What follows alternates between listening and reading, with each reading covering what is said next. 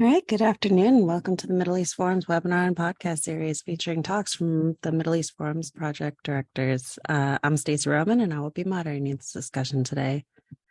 The format today will be a 15-minute interview followed by 15 minutes of questions from the audience. Should you wish to ask a question, please use the Q&A box located at the bottom of your screen to type your question. Now I'm pleased to introduce our guest today, Benjamin Baird, the director of MEF Action, the forum's grassroots advocacy initiative, where he researches Islamist involvement in politics in D.C. and state capitals, organizes to counter these efforts and educates the public, media, and politicians on these threats. Mr. Baird will be discussing Enough Talk, How Do We Counter Islamism Across America? So, Ben, can you lay out the problems for me? What are the priorities for counter-Islamist activism right now? Sure. First, thank you, Stacey, for that introduction. So the first part of your questions, what are the problems? The problem is that Islamists are as recognized and accepted in this country today as they've ever been. Years after 9/11 and any major terrorist attack in the U.S., following the rise of progressive identity politics and events like the George Floyd protest, Muslim activists on the left have succeeded in portraying themselves as the embattled minority struggling for civil rights in America. This is powerful and intoxicating for Islamists. Progressive wokeism grants them new powers and privileges, not the least of which is a sympathetic media. Because of this, Islamists are controlling the narrative when it comes to a whole host of issues: understanding Islam, counterterrorism, the border, foreign policy, even anti-Semitism. Journalists are actually consulting with CAIR, the Council on American Islamic Relations, when it comes to incidents of anti-Semitic vandalism or violence, instead of Jewish community leaders, thanks to a complicit media. But let me give a couple examples of Islamist control over the media. When Mohammed Khairullah, the mayor of Prospect Park, New Jersey, was taken off of a White House guest list thanks to his status on a terrorist watch list, it took less than 24 hours for every major media outlet in the country to cover this story. Even local TV stations as far away as Idaho repeated the same talking points about how the mayor was being profiled because he was Muslim by a xenophobic government that mistreats its Muslim citizens. None of them considered the very obvious question here: why was Khairullah on a terrorist watch list in the first place? Actual intellectually curious journalists like John Rossamondo from the Investigative Project on Terrorism had done some background research into Khairullah and found that he took 6 to 7 trips to Syria during the height of its civil war there. His social media was filled with pictures of him posing with Mujahideen fighters. He attended a rally by Al-Nusra Front, which was actually Al-Qaeda's affiliate in Syria at the time. But no one in the mainstream press responded to this or looked into these issues. Let me give another example, an actual case of fake news. Working with MEF last year, Joe Kaufman, who's a very active and successful counter-Islamist activist in South Florida, he protested when 3 Palm Beach County School Board members received awards from a Islamist alliance known as the South Florida Muslim Federation. Kaufman attended a school board hearing where he called out the board members for receiving these awards. Now, they were given to the board members because they were part of an effort to give students a day off for Muslim holidays. But Kaufman never pointed out the Muslim holidays at all. He merely pointed to the history of bigotry and terror ties from the South Florida Muslim Federations. Yet a Palm Beach Post report gave the following headline: Palm Beach County School Board lambasted after designating day off for Muslim holiday. The article very inaccurately accused Kaufman and about, I think there were 4 or 5 other speakers with him at this hearing, of attacking not just the school board for Muslim holidays, but students and their families merely on the ground that they were given a day off for Muslim holidays. So the lesson is we have to push back against the legitimizers, such as Islamist-friendly media, which have allowed Islamists to make huge advances in other areas, in activism, in law, and politics. This is where counter-Islamists should focus their efforts right now, in fighting the sources of legitimacy from which Islamists derive their power. Whether this is media or law enforcement or government, we've got to push back against the mainstreaming of Islamist groups in America, now more than ever. Thank you so much for that. So let's talk about Islamists in politics. When we have radical groups sponsoring legislation, funding candidates for office, and buying the obedience of state and federal legislators, how do we best respond to that? Obeyance. Sure. Well, first of all, when it comes to Muslim Brotherhood groups here in America and others like South Asia's Jamaati Islami based groups, these are people who are incredible grassroots organizers. The Brotherhood, many might recall, is known for its use of social welfare as a form of missionary works. They tend to fit in the places where the government is failing. In America, they point this out as being Islamophobia, but they fit in those places and they use it as a form of dawah to Islamicize and get people to accept their brand of radical Islamism. So we need to respond to grassroots organizing with grassroots efforts of our own. And this is where I think MEF Action comes in. That, as you mentioned earlier, that is our grassroots activism project launched in January. We've started something called the MEF Action Center, where our supporters can go to participate in a variety of campaigns, whether constituent letter writing campaigns to elected officials. They can sign petitions. They can sign up for protests and rallies. So our audience here today, they can go to meforum.org and click on the activities tab to find the MEF Action Center. There you'll find that we're currently involved in 3 campaigns.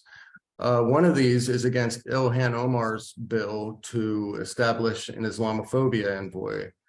This was a bill that was reintroduced. We fought it the last time it was around in 2021 from 2022.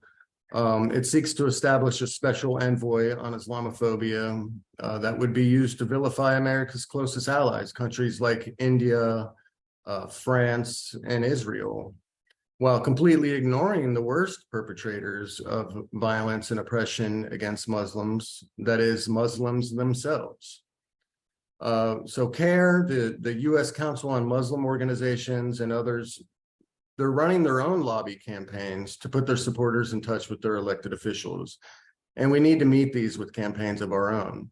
The Islamist base is incredibly organized, but they represent just a fraction of the US population. So we need to mobilize our own base to respond to Islamist legislation. Next, you mentioned that Islamists are running for office and bankrolling political candidates. I think the best way to counter this is to expose Islamist candidates who are often not very well known by the average voter. And the best way to do this is to look at Islamist money in politics. For instance, there was a Libyan American candidate by the name of Muad Harazi who ran in 2022. We took a look at FEC data. It became very clear that Harazi was not just being funded by Islamists, but his donors and supporters belonged to the Libyan Muslim Brotherhood. There's not many great choices right now in Libya and its civil war since the ousting of Muammar Gaddafi. But many people would agree that the Muslim Brotherhood is not a good option. I mean, they've terrorized the population. They've tried to enforce Sharia law. But Harazi's donors have included 2 people who are actually designated as terrorists in Libya for being part of the Muslim Brotherhood. Other donors were members of Libya's parliament representing Muslim Brotherhood political parties. And other donors were members of Libya's unofficial lobby here in the United States, the Libyan American Alliance. I do have a statistic here I want to read. Just 72 out of 242 individual donations to Harazi in 2021 came from Connecticut residents. This is quite common, actually, and something that we've found in other races involving Islamists around the country, such as with LA City Attorney candidate Faisal Gill. However, pointing out this phenomenon can invite accusations of Islamophobia. In Virginia, in the lieutenant governor's race, a journalist asked during a debate a question to candidate Sam Rasool about how he received the majority of his donations from Muslim activists outside of Virginia. But the journalist who dared point this out was immediately denounced as an Islamophobe by the mainstream media. Now, if he would only taken his arguments a bit further and pointed out that these outside donors were not just Muslim activists, but were actually Islamists involved with perpetuating hate and having ties to terrorism, who knows? There may have been a different outcome. But in the end, the media stuck by the idea that these were merely Muslim activists and that the question was Islamophobic. So I think to conclude and answer your question, we need to respond to grassroots organizing with grassroots organizing of our own, and we need to expose Islamist candidates and their sources of funding. Thank you. So where are the domestic Islamists weak? Are there future campaigns that take advantage of these weaknesses? Sure. So Islamists are weak in that they can't escape their pasts. Some Islamist groups are involved in terror finance cases. They've been involved in counterterrorism investigations. Other groups, I think, have senior leaders who have said just awful things about Jews, Hindus, LGBT persons, women. So I think we need to expose these, and that is really something that we're doing in California right now. There was recently a resolution that was introduced on July 13th. It is to commemorate the American Muslim Appreciation and Awareness Month in the month of August. But this bill praises some of the most dangerous Islamist groups in the United States, groups like CARE, the Muslim American Society, the Islamic Circle of North America. So MEF Action started a letter writing campaign that puts California residents in touch with their elected officials. The officials will receive a letter that outlines the problems with CARE. For instance, CARE and MAS, they're both considered terrorists by the United Arab Emirates. CARE has, I think, 7 members who have been convicted or deported for terrorism-related crime. ICNA is a proxy for a group that's involved in war crimes in South Asia. So I think we need to repeat these points until they stick in, and people can't mention a group like CARE unless they also mention their terrorist attributes. Another area that Islamists are weak in is on the issue of Islamophobia, and we got into this a little bit earlier. First of all, the figures that they produce year after year are deeply exaggerated or inflated. For instance, everyone knows that Jewish Americans tend to be the most persecuted religious group in America. When you look at FBI statistics and other metrics, that tends to bear out.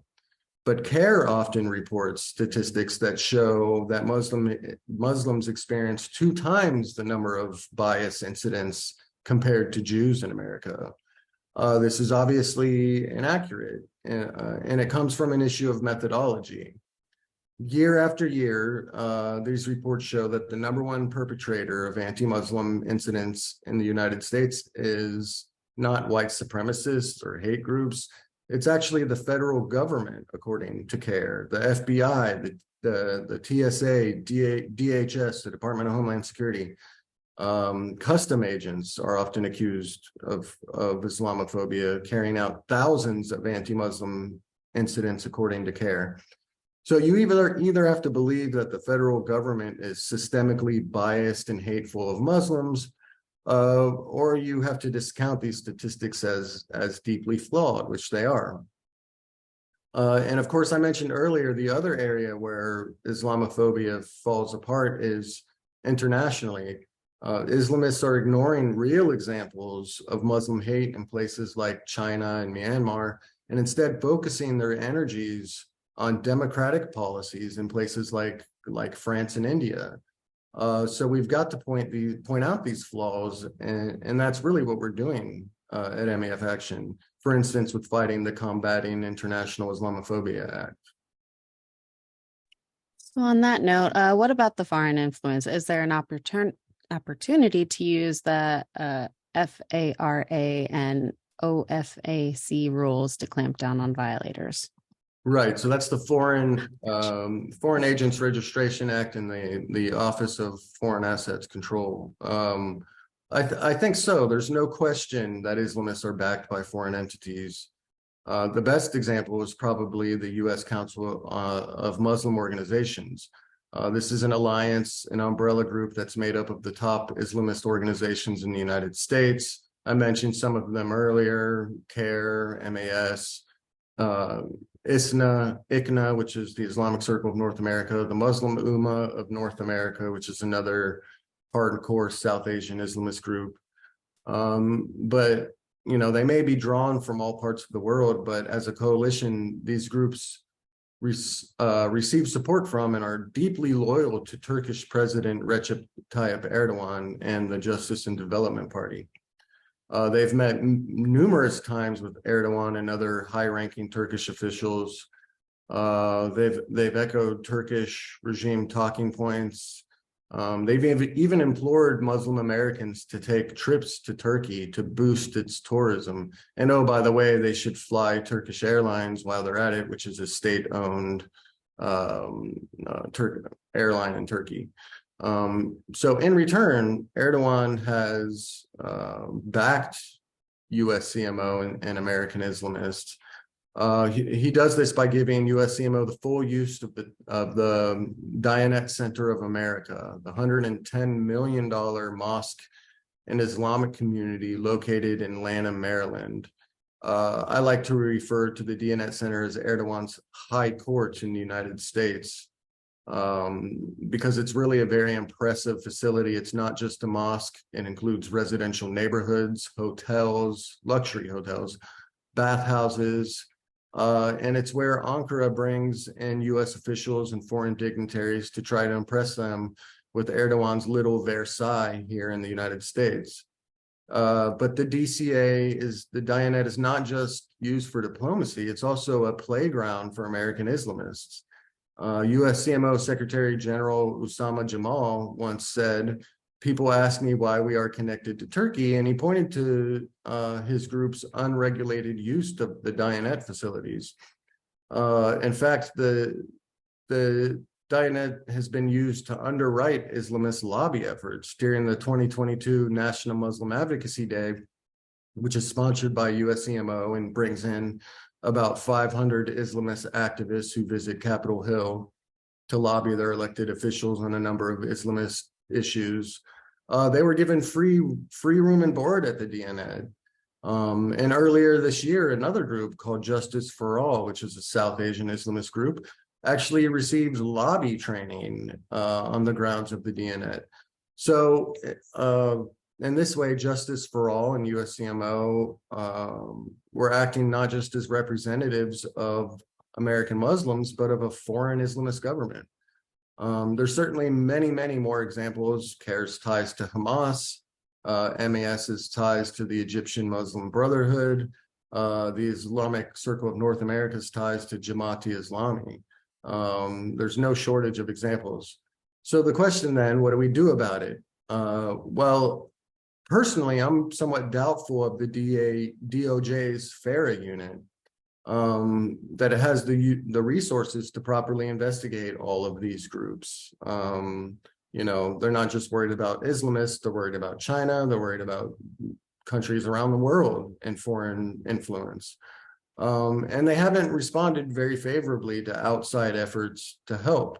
For instance, we've tried to give them information before and they've responded that they don't want to get involved in nonprofit wars. So I think there needs then to be legislative reforms in this area that look at foreign influence in elections, in academia, and in higher education and lobbying. The FAIR unit needs to be vastly expanded and the legislation updated. I don't think the act has been updated once since it was implemented to fight the influence of Nazis during World War II. So we need to introduce comprehensive reforms that look at foreign interference in all of these areas, and we need to be more serious about these issues. Thank you so much. Let's get to some audience questions. Sure. International lawyer Andrew Rosemarine asks, wouldn't it be a good strategy to encourage and strengthen moderate Islamists? And George follows up, are there any really viable anti-Islamist organizations of Muslims run by the American Muslims in America? Well, yes, certainly moderate Muslims are very much a part of a counter-Islamist strategy. They really take the wind out of the sails of Islamists.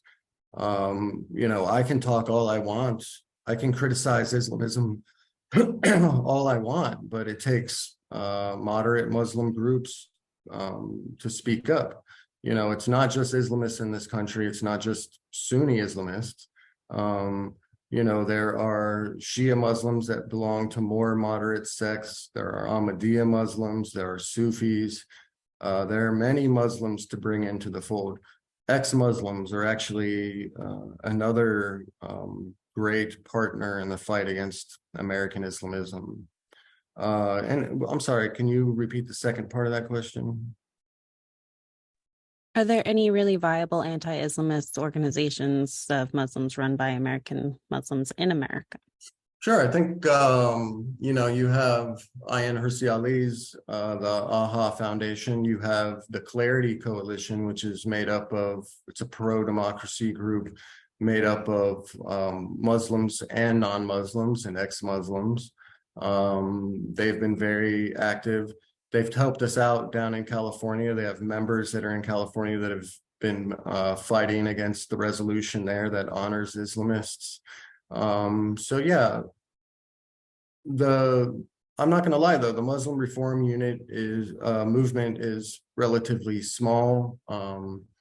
They lack clerical backing in some sense. Most of them don't belong to the religious class. They are activists, but they are certainly strong partners, and they need to be taking the forefront in the fight against Islamism. Thank you. Jeffrey Cranes asks, major organized Jewish organizations have embraced Islamists and include Islamophobia in their fight against hate. They argue for dialogue at all costs. How do we change this thinking? Right. This is a big problem. Jewish organizations have indeed embraced Islamists in many sense, and it's part of interfaith activities. The desire to bring together different faiths. I think it brings power to different religious figures, and I think that's why they do it. It makes them more legitimate. It gives them more esteem in the religious community. So I think we need to point out again and again where Islamists are say bad things about the groups they're allying with, not just Jews, but it might be Hindus, it might be Christians. We need to point those things out to the people that are forming these alliances. That's the best we can do. If they don't want to listen beyond that point, I don't think we're going to convince them. And then we need to look for allies in other places. But I think that we've seen some change in this area recently. For instance, the Anti-Defamation League, it used to have a write-up of CARE on its webpage. And it really kind of, in my opinion, was very soft on CARE. It kind of accused them of providing a platform of anti-Semitism without truly saying they are anti-Semites as an organization. This recent update, I think is very fair. It points out individual instances of anti-Semitism among CARE's senior leaders. So there may be some positive change in this direction. I don't know. It's discouraging when we see a group like CARE be invited to the White House to serve on a commission to fight anti-Semitism. And I don't think they would get there without the support of some Jewish American groups. So, another thing that helps is when people like Stephen Emerson just published a small book called CARE's Anti-Semitism Unmasked that painfully recounts each and every incident of anti-Semitic rhetoric or actions from the Council on American Islamic Relations. It's good to have something like that in a single place. StopAntisemitism.org did a great report. I think it's called The New Anti-Semites, that was produced in 2019, where I think around 40 pro-Israel or Jewish groups condemned and denounced CARE and other groups for their history of anti-Semitism. So, we need to point these things out wherever we can. Absolutely. David Levine follows up on that. The IDF has learned to cut off the heads of leaders of Islamist groups, metaphorically. Wouldn't that make the most sense in the U.S. as well? I'm sorry, you kind of broke up there when you said that. Sorry. The IDF has learned to cut off the heads of the leaders of Islamist groups, metaphorically. Wouldn't that make sense in the U.S. as well? Yes. However, we're dealing with lawful Islamism here. We're dealing with people who are using freedom of speech, using America's democratic institutions against America itself. So it's very difficult to do that short of any overt ties to terrorism. This is a battle of public opinion. We need to, we need to convince religious leaders, we need to convince the media, we need to convince politicians, all of these people together. Those are, I suppose, the best way to metaphorically cut off the head of these groups' leaders. But make no mistake, there is an activist class of very young Muslim American professionals who are waiting to take over from the Islamists that are in power today. I think Canary Mission does a very good job of documenting many of the Islamists who are currently or were very recently involved in campus hate groups, campus Islamist groups, who one day will become the leaders of these Islamist organizations. There has been some change to these groups. Whereas the Muslim Brotherhood class, the first generation Islamists who came to this country, I think were more connected to the Muslim Brotherhood. These younger activists are more fluent when it comes to progressive politics. And I think in many ways that makes them more dangerous. As I pointed out earlier, the legitimacy of Islamist groups is where they derive their power from. And I think being part of progressive circles definitely cements their place and makes them more dangerous. Absolutely. So we're seeing a growing partnership between Islamists and elements of the right. Does this afford us an opportunity to work with the left on any of these activism issues? I think the left has always been a potential partner when it comes to fighting Islamism.